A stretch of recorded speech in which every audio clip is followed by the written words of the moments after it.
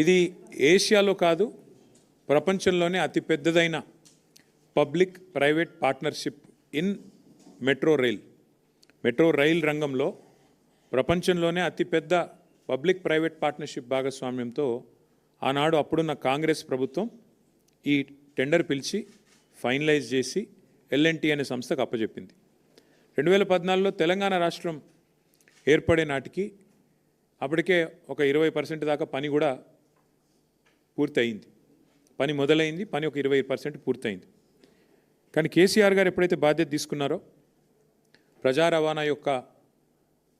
ప్రాముఖ్యత తెలిసిన వ్యక్తిగా, గతంలో రవాణా శాఖ మంత్రిగా కూడా వారికి ఉన్న అనుభవం, ప్రజా రవాణాలో ఉండే సాధక బాధకాలు అన్నీ తెలుసు కాబట్టి చాలా ఆలోచనతో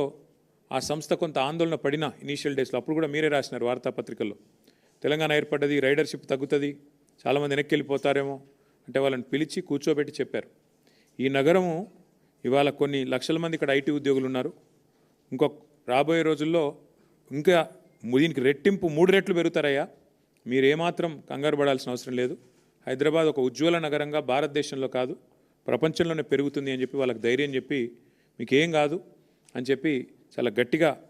ఆనాడు కేసీఆర్ గారు ధైర్యం ఇచ్చి మొత్తానికి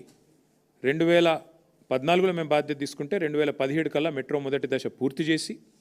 గౌరవ ప్రధానమంత్రి గారిని ఆ ప్రారంభోత్సవానికి కూడా 3 ఏళ్ల కాలంలోనే మొదటి దశ పూర్తి చేసి ఆహ్వానించి వారి చేతుల మీదుగానే 17లో మీకు గుర్తుండాలి నవంబర్ 29 నాడు మెట్రో మొదటి దశని సక్సెస్ఫుల్గా మాకు 20-25% పనితో కాంగ్రెస్ ప్రభుత్వం అప్పచెప్తే మేము మొదటి దశ పూర్తి చేసి మొదటి కారిడార్ను వితిన్ 3 years కంప్లీట్ చేసి మేము ఇనాగ్రేట్ చేయడం జరిగింది. అట్లాగే ఆ తర్వాత కోవిడ్ వచ్చినాక మీకు తెలుసు అన్ని ప్రజా రవాణాలు మొత్తం ఎక్కడికక్కడ స్తంభించిపోయే పరిస్థితి. అప్పుడు కూడా మళ్ళీ ఇట్లాగే ఎల్ఎన్టీ వాళ్ళు కంగారు పడ్డారు, ఏమైపోతుందో మా భవిష్యత్తు అన్నట్టుగా నష్టాల్లో ఉన్నాం అది ఇదంటే కూడా ఆ రోజు మళ్ళీ కేసీఆర్ గారు పిలిచి మీకు అవసరమైతే సాఫ్ట్ లోన్ ఇస్తాం, వడ్డీ లేని రుణం ఇస్తాం, ఎందుకంటే నడపాలి ప్రజా రవాణా అన్నప్పుడు ప్రజలకు ఒక బాధ్యతతో మీరు 2070 దాకా ఉన్నది మీకు, కాబట్టి మీరు నడపాలి అని చెప్పి వారికి ధైర్యం చెప్పి కేసీఆర్ గారు ఆనాడు ప్రభుత్వం నుండి ఒక లోన్ ఇచ్చి soft loan, interest free soft loan 3000 crores ఇస్తామని చెప్పాము, అందులో 900 కోట్లు ఇచ్చాము కూడా, ఇచ్చి క్యాబినెట్ అనుమతితో ఆ రోజు ధైర్యం చెప్పి ఆ ఎల్ఎన్టీ సంస్థను నడిపించింది కేసీఆర్. చివరికి ఏ స్థాయికి పెరిగింది హైదరాబాద్లో మెట్రో అంటే మాకు హైదరాబాద్లో ఉండే ప్రజలు, నేను ఎందుకంటే కొద్దిగా సోషల్ మీడియాలో యాక్టివ్గా ఉంటా కాబట్టి నాకు కంప్లైంట్లు చేసే స్థాయికి వచ్చింది, సార్ మాకు కోచ్లు సరిపోతలేవు, 5 లక్షల మంది ఇలా ప్రయాణం చేస్తున్నారు ప్రతిరోజు, అమీర్పేట లాంటి చోట్ల పీక్ అవర్స్లో మీద పడుతున్నారు,